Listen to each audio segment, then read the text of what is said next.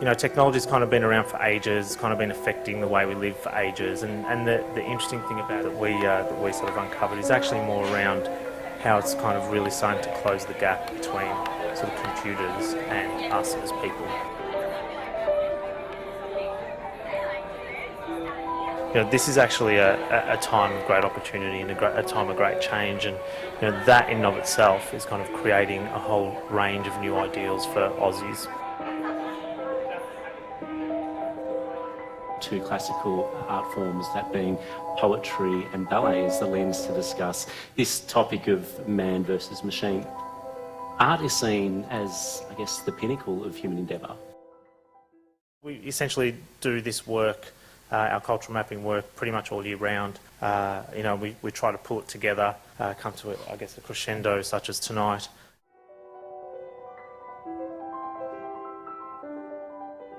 In our study, you know, you'll see these 9 spaces here, and the 9 spaces to us are they kind of make sense. They're really interesting. The one that kind of stands out is technology. You know, and why isn't, you know, sort of people saying, hey, why isn't it there? And the short answer is actually because it's kind of everywhere.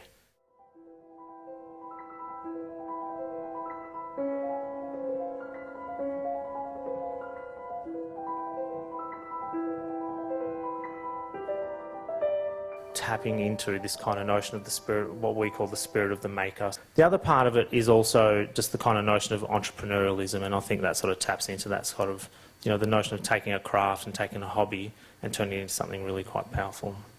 Sometimes technology allows moments of beauty that you otherwise completely ignore, but when you kind of just look at it in a new way, then you see the potential for new art in it. It doesn't necessarily change ballet, but it enables us to be so much better. And interestingly, what it did is it actually gave you a whole new perception of movement, because when you reverse something, it never quite looks the same as when you go forward. And so she would choreograph all these ballets that would have all these sequences, which she used to call retrograde. And it was actually, the only way you could actually learn how to do it was by watching it on film or video backwards.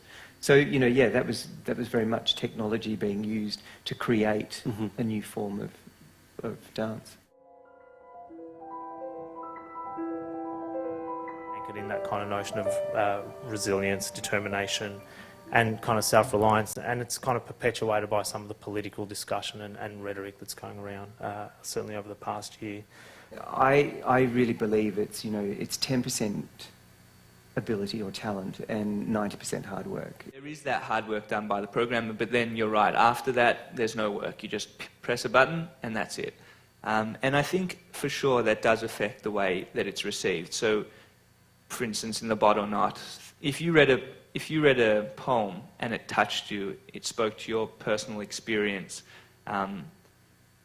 it reminded you about an experience you had once had in your life, and it seemed to possess some sort of wisdom, and then it was revealed to you that it was generated by a poem that was mixing up Shakespeare and the New York Times, you would probably feel cheated in a way. If you find out that the thing that's written in the poem hasn't actually experienced the same thing as you, hasn't actually been alive for, 20 years and gone through these experiences, then I think it's perfectly normal to feel that, oh, well, suddenly that doesn't have the same resonance as it did before.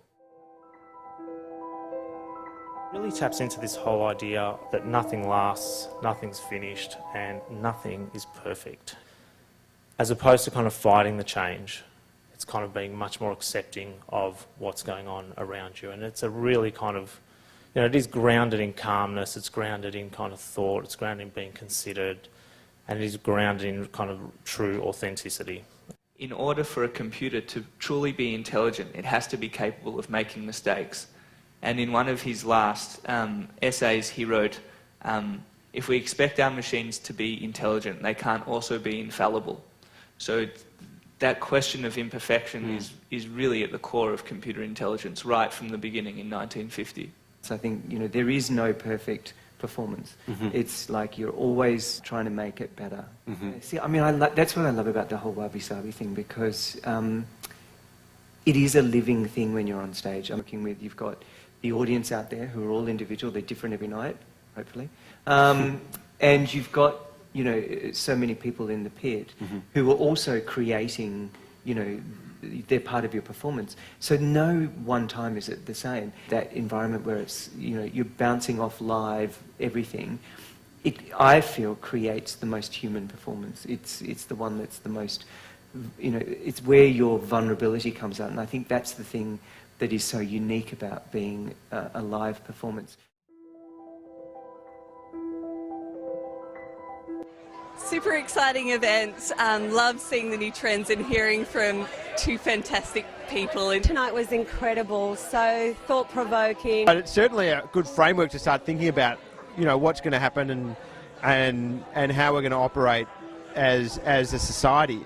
Fantastic evening. I think you know, the lab. I love everything they do because they're always thoughtful. They're always innovative. They always think more deeply about things than a lot of other research companies.